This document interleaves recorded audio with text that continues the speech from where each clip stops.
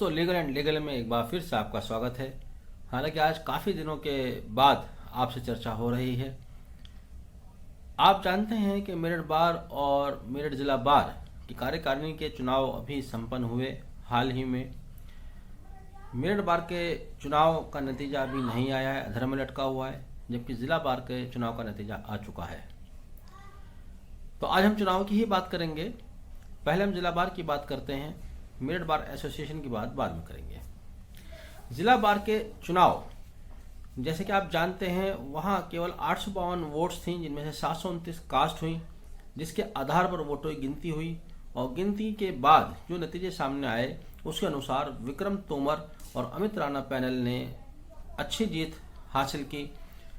पूरा पैनल जीता। केवल अमित राणा, जो जनरल सेक्रेटरी महासचिव के पद पर चुनाव लड़ रहे थे, उनके अलावा अन्य सभी पदों पर विक्रम तोमर और अमित राणा पैनल की जीत हुई। मैं आपको संक्षेप में बताना चाहूँगा कि कौन कौन प्रत्याशी विजयी हुए हैं। अध्यक्ष की अगर हम बात करें, अध्यक्ष पद पर विक्रम सिंह तोमर, जिन्हें 370 वोट मिले, उन्होंने अरविंद कुमार शर्मा को 47 वोट से शिकस्त दी। वहीं वरिष्ठ उपाध्यक्ष के पद पर अनिल कुमार त्यागी, जिनको 359 वोट मिले, उन्होंने अपने सामने प्रवीण कुमार चौहान को 47 वोट से शिकस्त दी। उपाध्यक्ष पर पराग एरन, इनकी जीत चौंकाने वाली थी, जिन्होंने 94 वोट से महकार सिंह मावी को शिकस्त दी। वहीं एक नतीजा जो इस पैनल के विरुद्ध गया वह महामंत्री का रहा, जहां प्रवीण कुमार सुधार 12 वोट से, केवल 12 वोट के अंतर से अमित राणा से जीत हासिल कर पाए। अगर आप देखें तो पूरा पैनल अबव 47 के मार्जिन से जीता है। केवल अमित राणा लोएस्ट मार्जिन से हारे, 12 वोट से ये चुनाव हार गए। कोषाध्यक्ष पद पर आशीष शर्मा, जिन्होंने अपने करीबी हरीफ को विक्रांत त्यागी को 98 मतों से हराया। अब आते हैं संयुक्त सचिव के पद पर। संयुक्त सचिव पुस्तकालय डॉक्टर मोहम्मद शोएब अहमद, यानी कि मैं खुद, 58 वोट से चुनाव जीता। मेरे सामने इरशाद अहमद थे, जिनको मुझसे 58 वोट कम मिले। संयुक्त सचिव प्रशासन, इस पर सरलेश भारद्वाज 375 वोट लेकर 62 वोटों से जीत हासिल की। इन्होंने अपने सामने सोनिया अनेजा को हराया। संयुक्त सचिव प्रकाशन ठाकुर सनी लठवाल, जिनको 397 वोट मिले, और इन्होंने असद राणा को 115 वोट से शिकस्त दी। तो ये हुआ जिला बार एसोसिएशन का नतीजा। लेकिन वहीं दूसरी ओर मेरठ बार एसोसिएशन के चुनाव, जबकि जिला बार से पहले ही संपन्न हो चुके थे, जैसे कि आप जानते हैं कि वहां काउंटिंग के समय पर काफ़ी हाय हुल्ला मचा, हंगामा की स्थिति पैदा हुई, और वो हंगामा इतना बढ़ गया कि काउंटिंग बीच में रोकनी पड़ी। हालांकि थोड़ा बहुत गर्मा गर्मी जिला बार के चुनाव में जब काउंटिंग हो रही थी वहाँ भी हुई, लेकिन चूंकि जिस तरह से आप जानते हैं अधिवक्ताओं का चुनाव है, विद्वान लोगों का चुनाव है, तो वहाँ पर उस मामले को सुलझा लिया गया। जिन लोगों को शिकायत थी उनकी शिकायतों का निवारण किया गया, और पुनः काउंटिंग करने के बाद नतीजे घोषित हुए। लेकिन अफसोस कि मेरठ बार में ऐसा नहीं हुआ। मेरठ बार के चुनाव में जब वहाँ कुछ लोगों ने आपत्ति की कि वोटों की गिनती में कुछ धांधली हो रही है, गड़बड़ी हो रही है, जिसका होना लगभग नामुमकिन है, क्योंकि सभी बार के जो चुनाव होते हैं वो एक बड़े अच्छे मैकेनिज्म के तहत होते हैं। एल्डर कमेटी इस चुनाव को कराती है, और एल्डर कमेटी में वही लोग नियुक्त किए जाते हैं, या उन्हीं लोगों को जिम्मेदारी सौंपी जाती है जो साफ सुथरी छवि के हैं, बुजुर्ग हैं, सीनियर एडवोकेट हैं। उन पर किसी भी तरह का शक वैसे नहीं किया जाना चाहिए। लेकिन मेरठ बार में ये चीज़ हुई, और ये बहुत ही अशोभनीय भी है।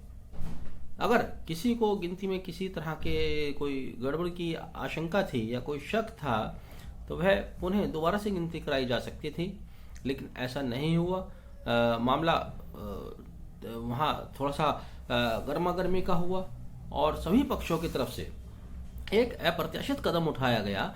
Bar council of Uttar Pradesh को फैक्स किए गए या ईमेल किए गए, और वहाँ से निर्देश आता है कि काउंटिंग को रोक दिया जाए। अभी चर्चा ये हो रही थी कि bar council of Uttar Pradesh से एक ऑब्जर्वेशन कमेटी आएगी, ऑब्जर्वर आएंगे। ऑब्जर्वर्स के आने की डेट पहले 22 या 23 दिसंबर बताई जा रही थी, फिर पता चला कि वो हो सकता है कि मंडे सोमवार को यानी कि 27 तारीख से काउंटिंग दोबारा शुरू हो जाएगी।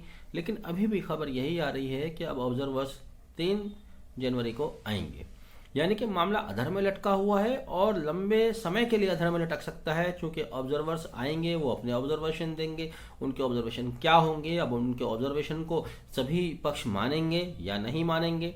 भाई अगर मानना है तो अपने एल्डर कमेटी के ही निर्णय को मान लेते, जो चुनाव समिति है उसको मान लेते। अब ये क्या गारंटी है कि जो ऑब्जर्वेशन कमेटी आएगी उसके निर्णय को मान लिया जाएगा। हालांकि यहाँ पर एक तकनीकी खामी भी सामने आई है। इस संबंध में मेरी बात भी हुई वरिष्ठ अधिवक्ता फणींद्र कुमार शर्मा से, जिन्होंने बताया कि bar council of Uttar Pradesh को एसोसिएशन के चुनाव में दखल देने का अधिकार ही प्राप्त नहीं है। उनका कहना है, अगर उनकी बात मानी जाए और वो सही भी प्रतीत होती है, क्योंकि bar association chit and society registrar of chit and society end fund के तहत रजिस्टर्ड एक संस्था है, जबकि बार काउंसिल ऑफ यूपी एक वैधानिक संस्था है, स्टैट्यूटरी ऑर्गेनाइजेशन है।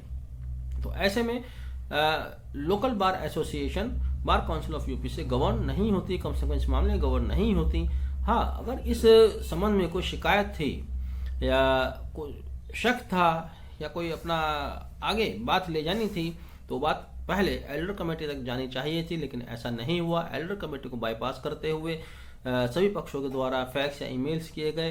ये एक नई स्थिति सामने आई है और एक नई परंपरा जो कि गलत है, इसकी शुरुआत हुई है। बहरहाल हम उम्मीद करते हैं जल्द ही इसके ऊपर कोई निर्णय निकलेगा या अधिवक्ता लोग लोकल स्तर पर ही ऑब्जर्वर्स कमेटी के दखल को इन्फ्लुएंस ना करके आपस में ही इस मामले को सेटल कर लें और दोबारा से काउंटिंग कराएं। दोबारा से काउंटिंग की जा सकती है, एक बड़ी बार है, बहुत लोग हैं आपके पास, उन्हीं में से किसी को और साथियों को बिठाया जा सकता था, उनकी देखरेख में काउंटिंग हो सकती थी, दोबारा काउंटिंग हो सकती थी। बहरहाल अगर पक्षों को किसी तरह का शक था तभी चुनाव समिति को इंस्टेंट निर्णय लेना चाहिए था और रिकाउंटिंग करा लेते। तो रिकाउंटिंग में एक दिन भले ही और ज़्यादा लग जाता, लेकिन जहां 10 दिन 15 दिन और आगे भी बहुत कितना समय लगेगा नहीं कहा जा सकता, उससे बेहतर था कि एक दिन फालतू खर्च करके निर्णय डिक्लेयर किए जा सकते थे। बहरहाल आगे देखते हैं क्या होता है। वीडियो को आखिर तक देखने के लिए thank you. Have a nice day.